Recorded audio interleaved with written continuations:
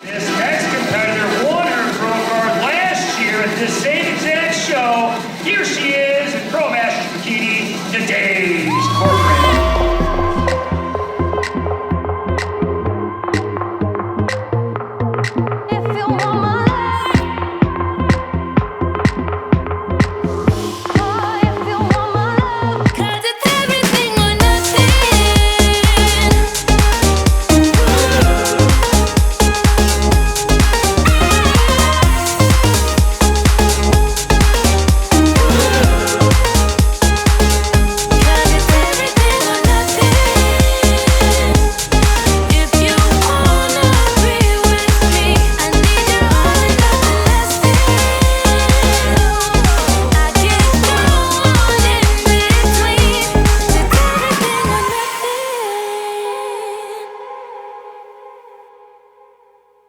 Hey, I'm Nadege Corcoran. I went vegan in 2013. I'm a bikini athlete. I'm on the Plant Build team. And the reason I went vegan is because I was getting very overweight. I had a lot of health issues, and I was looking to find a way that I could change my diet, but to keep it something I could do forever. And I watched Forks Over Knives, which a lot of people are familiar with, and I realized I don't have to be diabetic or I don't have to be overweight, and I was pre-diabetic at that point. So it really kind of clicked for me that it was going to make me healthier at the end of the day. But I'd always wanted to be vegan. I was 4 years old, and when I discovered that beef and cow was one thing, it was a big problem for me ethically. Wow, and why didn't you do it sooner? Well, because I grew up in a community where, I mean, especially my parents, when I said I don't want to eat this because I don't want to eat a cow, and I don't want to eat a chicken, and I don't want to eat a pig. I grew up in a community where I think it was ingrained in my brain that it wasn't healthy. You couldn't survive without eating meat. And so it took a while for me to kind of unbrainwash myself from that belief.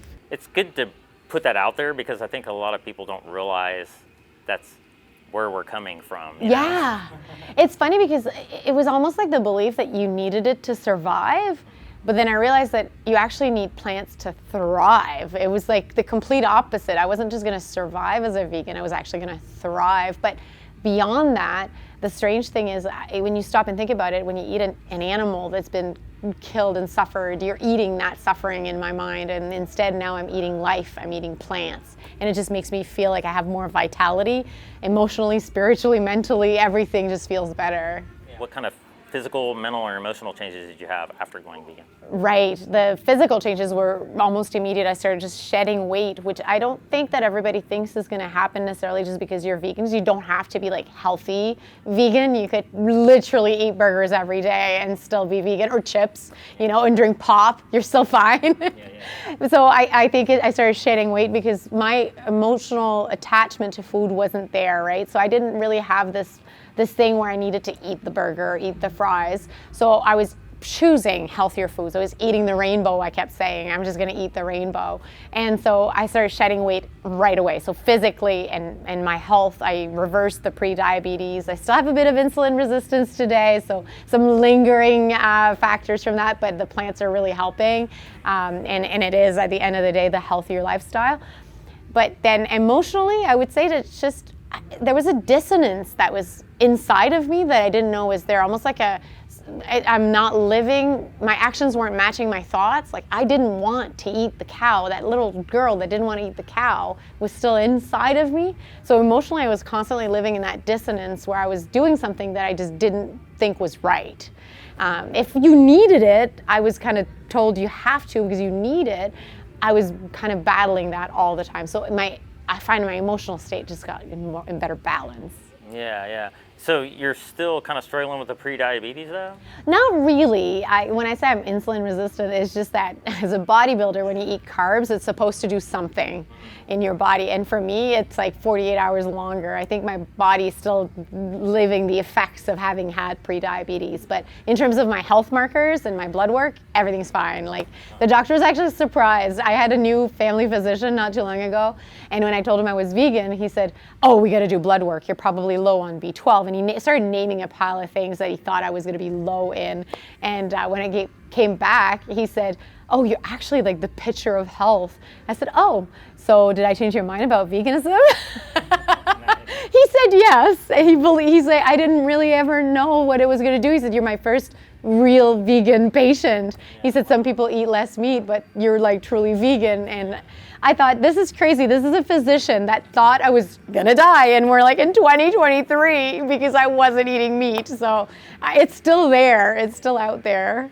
Wow. You know, I hear that a lot when people say they go to their doctor and their doctor's surprised about how well they're doing. I find it fascinating, though, how little doctors actually are taught about diet. Because if you think about it and you break it down to just a macronutrient standpoint, how in the world would anybody think that it's inferior to eat vegan? It doesn't even make logical sense because you're getting all of the nutrients. It's a lack probably in their education of what actually each food contains. It's just not part of, I mean, they're trained to treat illness, not to keep wellness. What's a typical day of eating look like for you? So I'm a pretty boring and convenience vegan, I like to say. A lot of people say that. Yeah, and when I say that is because I'm gonna take you back to my overweight days. I'm transitioned in my mind. I eat to live, I don't live to eat, and food is fuel. So I'm very concerned with like the nutrients I'm eating and the balance of them. But you can easily find me just like munching on a pile of spinach, and that's kind of it for my lunch until I'm hungry again, and then I'll have a protein shake. And so it depends kind of what I'm in the mood for, but I just make sure that I eat a variety of foods. But a typical day of eating would be at least one massive salad, and I always find it hilarious when people think that I only eat lettuce. I'm like, if you see my salad, it's a thing of beauty. Like, it's wonderful. It can have pomegranate or chia seeds or like pumpkin seeds, or it could have like, you know, it can have anything. You can literally, chickpeas, black beans. Just keep going. Like, you could throw anything. I like a warm salad, so I like to heat up a little bit of like maybe chickpeas and throw that on top. Quinoa, sweet It's potato. just amazing. Yeah, everything you're saying. Now I'm hungry. So that would be my typical like day of eating. There's at least one salad, and then there's definitely lots of protein. I like to make seitan. It's probably my favorite protein source. I take that gluten and I make like this amazing waffle with it. It's amazing. So how often do you cheat? How do I cheat? No, how often do you cheat? Not really. I mean, like, you know, like a little dairy here and there. Or something. Oh, zero. That, like what you're describing is not food. That's like you ask me how many times a day I eat cardboard. Like zero, that's not food. To me, eating dairy and eggs or anything like that is just, it sounds ridiculous when you say it, that's food to people. It's that far removed from my vocabulary. Like, a cow is a beast in a field that is absolutely stunning and lovely and has feelings and emotions, not food. So I do see that is not food for me. So cheating would be like, you know, maybe a pint of vegan ice cream, but it's definitely not dairy. Could you be with somebody who's not vegan? So this is an interesting question because I was already married and I wasn't vegan, and neither was my husband. So his transition was a little bit different than mine. He went vegetarian very quickly, but had a very hard time giving up dairy and eggs. And it took him a little bit longer. Now, he doesn't eat dairy either. He could occasionally have fish, and we live in a very big fish community. So am I okay with it? I prefer it not. I would always say no, but am I gonna, you know, leave him because he's not vegan? Absolutely not. So it's a journey. And I always say at the end of the day, I have compassion for the animals, but I also have compassion for humans. And humans are animals as well. And there is an emotional attachment, and there's a little bit of a experience they have to go through to move on. Do I want anybody to be hurt? No, but not the human either. So I kind of have I'm not going to call it tolerance for non-veganism, but I'm going to call it not even an acceptance, because if I have a magic wand, everybody's vegan. I'm just going to say I recognize that everybody has their own journey, because I did as well. But the moment I had that awakening, it was really hard for me to see that not everybody was just going to also turn vegan that day. Because I thought, well, if I get it, why don't you get it? So that was really difficult. But I learned that I can control me, and that's it. So, how many illnesses have you acquired as a result of being vegan? I've unacquired the illnesses, definitely acquired zero. It's really funny because I'm also, at the same time, my transition was into becoming more and more fit. So I started also exercising. So if you combine veganism and exercise and you put those two things together, all of a sudden your whole being becomes just happier and healthier and just starts thriving. So now my heart rate is so low that I go to the hospital and I set off alarms because they're like, this person, but it's normal, guys, it's normal. So I have I call it an elastic heart now, where I can have a super low heart rate, but I could also bring it up really, really high if I want to. And it just performs, the body just recovers and performs. So how many did I acquire? Zero, a big zero, do not fear it. Prior to going vegan, did you ever think there's no way I could do that? No, I never thought I couldn't do it. I just thought it wasn't something that was healthy. There was still these pictures of people that were like, oh, look at this scrawny vegan, which is probably why I'm so excited about Plant Built, because it's yeah, look at us, we're crushing it, and we're not eating any animals. Nobody's getting hurt in the process here. The only thing that I am killing is lifting. Nice. And what is Plant Built?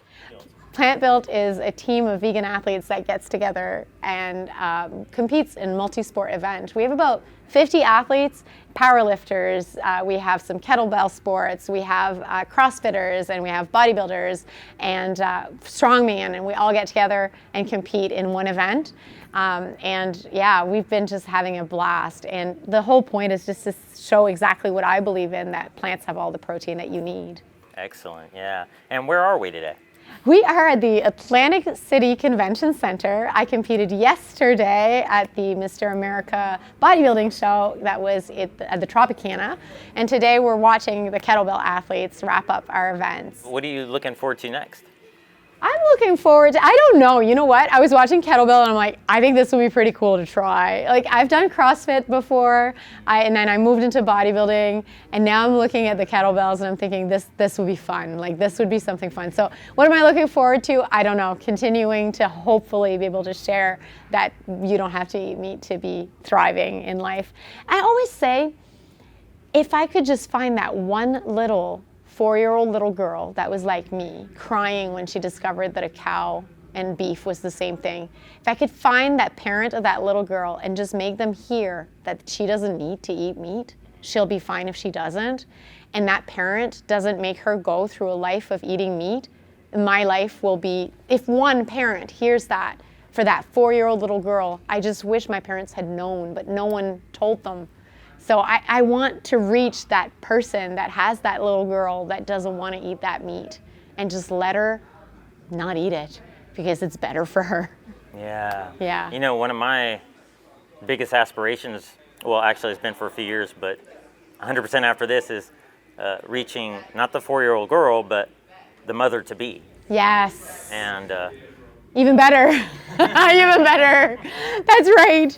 That's right. It feels like, to me, there's a little bit of this, I love my parents. They did the best they could with the information that they had, but geez, do I wish that they had had that information. I feel like I would have been a more balanced individual when I was younger. I feel like it took me a few years to get to this centered place inside of me, because I was kind of out of balance because of my lifestyle that didn't match my beliefs.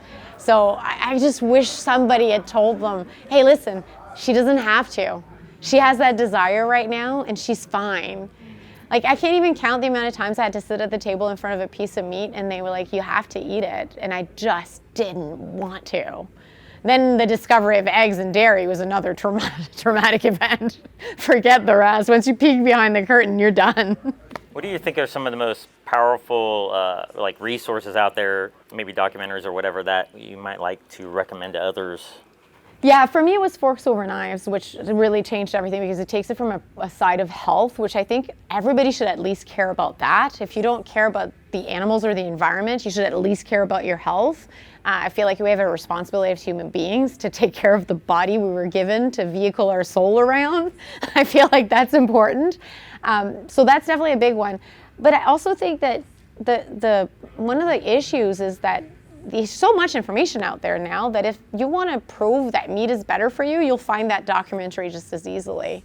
So you can almost find anything to match your beliefs. So just be open to attempting. Just think that there's a famous quote that says, if you can't help others, at least don't hurt them. Just put the animals in there for a minute. Just consider them others. And if you can't help them, could you try to not hurt them? And if you could just live like that for a minute, wouldn't we all just be better off? So if you think that way and you go out and look for information with that thought to start, you're going to find information that helps you do that. But if you're going out with the thought of, I don't care and I'm going to do whatever I want, yeah, you're going to find that as well. So there's just a lot of resources out there. If you go on Vegan Strong, though, on the website, there is so much information. Like, honestly, there's no lack of information if somebody wants to attempt going vegan. Just, there's no lack. So it's a desire that you need to get. It's not the knowledge. That's super easy to get. So do you ever worry about any specific nutrients? I don't, well, so do I take supplements? Yes, I do. Do I believe our food sources are pretty bad? Yeah, I kind of do. Like, is it hard? What does that mean, our food sources are pretty Well, everything is genetically modified this and sprayed with that over here. And like, even if it's organic, the sky has been sprayed. Like, yes, there's a lot of toxicity in the environment. So as a result, we wash our vegetables and there's a lot of things that happen that you may be stripping some nutrients. So we cook our food. And so all of that makes me want to, I call it my insurance policy. So I do take B12, I take vitamin D, I take vitamin C, all the basics.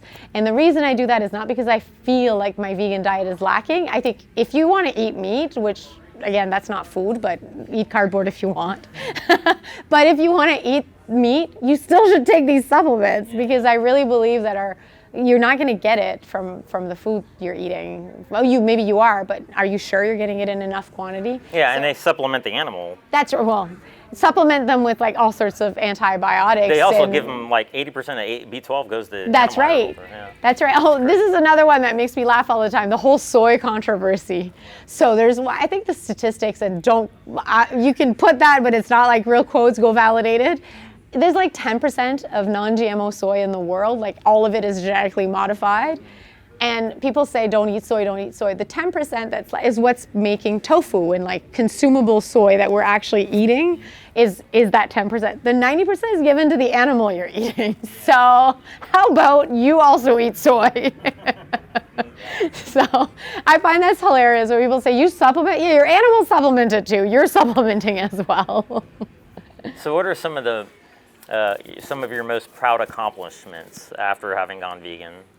I think as an athlete or whatever. Yeah, I think that my proudest accomplishment is that I was able to find that balance in staying vegan, like not ever kind of seeing that, maybe one day a week I'll have eggs or something like that. And that I started like that and I thought I needed that. And it was very, very quick where I moved off of that like 10 years ago. And then after that, I think there's obviously all the athletic accomplishments. So I am very proud to not only be a bodybuilder, but also a runner, which are two things you don't see together usually. And I think that the reason I can do that is because my heart is so good at performing when I'm running that I'm not burning muscle. And so I'm not like at a super high heart rate when I'm running. So I can do a 5K race and a bodybuilding show the next day. Or actually just went for a 5K this morning and I competed yesterday. So at the end of the day, like these types of little moments give me a lot of joy. So that's the little daily accomplishments, I guess. And then there's the medals. Obviously, I'm super proud of them. I think I didn't think I was going to be able to say this after this show because it's my first pro show. I didn't think I'd place top 3, but I did. And so with that now I can say officially I don't think I've ever done a bodybuilding show where I didn't place top 3. And often against non-natural athletes and non-vegans and much younger than me. Wow. Yeah. So with that, I think that's a general statement of accomplishment, but I'm proud of that. Wow. I'm proud of you. Thank you. Of having you on a team, on our team. Why do you think some people quit? I think so I think some people used to quit because of food access. Like it was really hard to find like convenience food. But now I really don't think that's a reason anymore. It could be a belief, but it's not a reason because there's so much. You can find a vegan pizza at any grocery store. Vegan everything you can dream of exists. So that's not it. I used to live in Montreal, as a little sideline. I was blown away by the vegan food options that exist everywhere, including like you go to a steakhouse in Montreal, there's a vegan option that is not a boring salad. Like it's that common now. So that's not an excuse and that's not a reason, but I think it was like maybe 5-10 years ago. I think people stop now because of social pressure. There's a lot of emotions that are put around eating, and there's a lot of tradition. So think Thanksgiving and the turkey. And at the end of the day, I feel like people will just like, well, mom made a turkey, so then they go and have the turkey so mom doesn't get upset that they're not eating the turkey.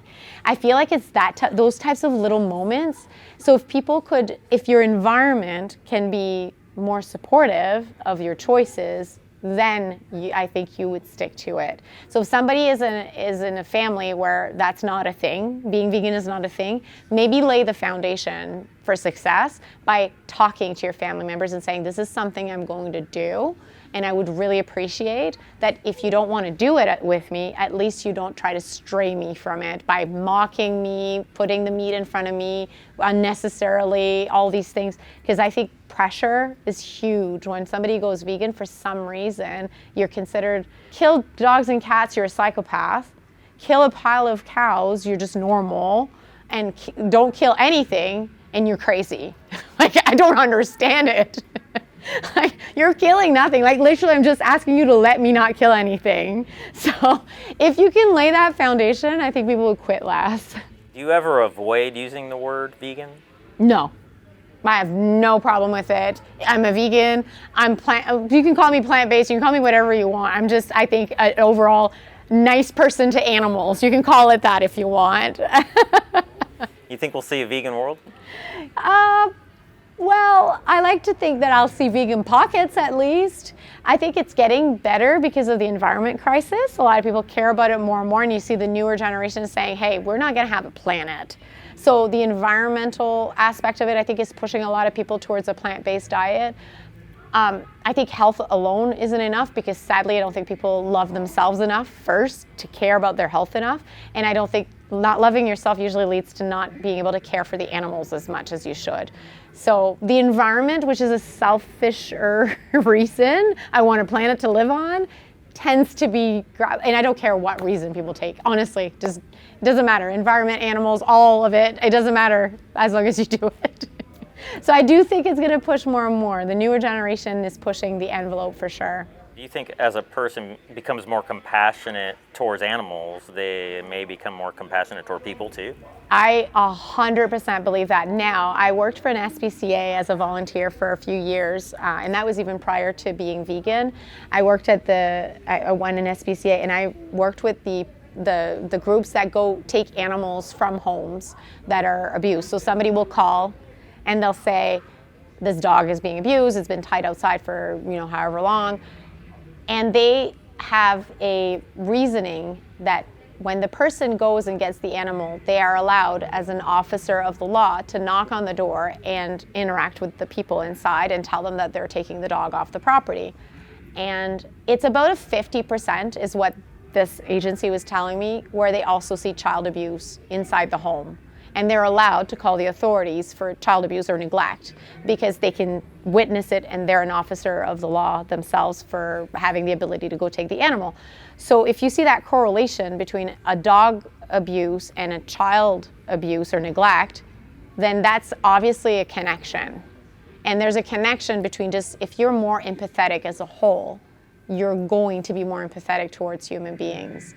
And I do think that that's where we need to move towards, because I think humans need empathy a lot and we're not showing it to each other. And then how can you expect somebody that's not showing empathy to a human to show empathy to a dog? It's very unlikely, or a cow. And I think if you could stack it almost. If you can't be empathetic to humans, you're probably not empathetic to much. If you're not empathetic to dogs, you're also not empathetic to cows. If you're not empathetic to cows, you're probably not empathetic to a chicken. If you're not empathetic to a chicken, you're probably not empathetic to a fish, because we have this structure in our head that we've built that seems to stack things in like an order of more important than the other. And we've always put the human at the top of that list. So if you can't do that, what are the odds that you're going to do the rest? But I think it's flattening that line of thinking that makes a person be able to be vegan. I don't see a difference between a bird and a dog or a cow or chicken, or it doesn't matter where everybody's on the spectrum. We should just not generate hate. Yeah, and if you look throughout history, Pythagoras, all these different cultures, Buddhist, whatever, Jain, and all that, and there's been all these like efforts or attempts at it, right? Yes. But now, as human rights have become more actualized, we see more and more people going vegan. We've got the advent of the word and everything, you know. So that's right. You know, the human rights, once they become more established, we can extend them beyond ourselves. That's right? it. Yeah, sounds like that's what you're hitting on. It is, but it's interesting because you're even hitting on the fact that we start from the human again. Like every time we seem to develop empathy, it has to start from the human. But beyond that, it has to start from within for yourself. Like have empathy for yourself, then you can extend to others, then you can continue to generate more empathy. Is there anything that we didn't cover that you would like to get out? We talked about a lot. Well, if we weren't sitting in like a very busy hallway where I'm very distracted, we'd probably talk a lot more. We have a lot to say to each other. So maybe we'll have a part 2 one day. A part 2. In a more controlled environment. Yeah, that's right. You just call me up on Skype or Teams. We got this. So do you have any like social media profiles? Yeah, I have a social media profile. I have Instagram mostly that I use for any kind of like, you know, following or whatnot. And it's just at Nadege Corcoran. Very easy to find. There's only one Nadege Corcoran, I think, in the universe because those names don't usually go together. And I share a lot about, like, I don't do too much about food and I probably could do more. But I do a lot about my workouts. So you'll see a lot of like kind of what's going on for workouts, and you'll get to see my wonderful dogs if you follow me. They are everything. They're American, even though I'm Canadian. Are they plant-based? Well, that is an interesting question. So I had a really, really tough time with this because I've been doing a lot of research, and like I said, you can kind of find both sides of the equation. I think it's worse for cats to try to figure out if yes or no they can be vegan. Dogs can be vegan. So I do think they can be vegan. One of my dogs is very open to it. The other one will not eat vegetables. So I'm having a really rough time with him. So he is being supplemented currently with like kibbles and cans, and it's very hard to handle in my hands. I find that very difficult. Yes, I think dogs can be vegan is the answer if your dog doesn't spit the carrots. He literally just takes the food and spits the vegetables. He's something. But again, he's from Texas and he was being fed table scraps from the foster he was in. So I think I'm just in for a long haul with him. But I do believe dogs can be vegan. I actually had 2 dogs before that I adopted, and they were both on vegan food, for homemade vegan food. And these 2 are very much on homemade food, but one of them is very hesitant to eat anything vegetable. Or fruit. He also won't eat fruit. Did you tell me when the next, what the next big thing is? So I have a competition this Saturday coming again because I'm a little hectic like that. I like to do 2 things at once. So I have that competition, and then I'm going to take a little bit of a break because my work makes me travel quite a bit. So I'm going to be traveling and doing all sorts of stuff, and then there's the holidays. I don't know what's next. I really don't have a plan right now. Yeah. Yeah, all right. Well, I'm excited to follow you, and I'll be doing that for sure, and I appreciate your time. I guess the kettlebell thing's still going on. Oh yeah, it is, and I'm going to be yelling. I can't believe I can still talk right now because I've been screaming for our athletes. They're doing amazing. Expect more medals. Awesome. Well, you have a great day, and thanks again. Thank you.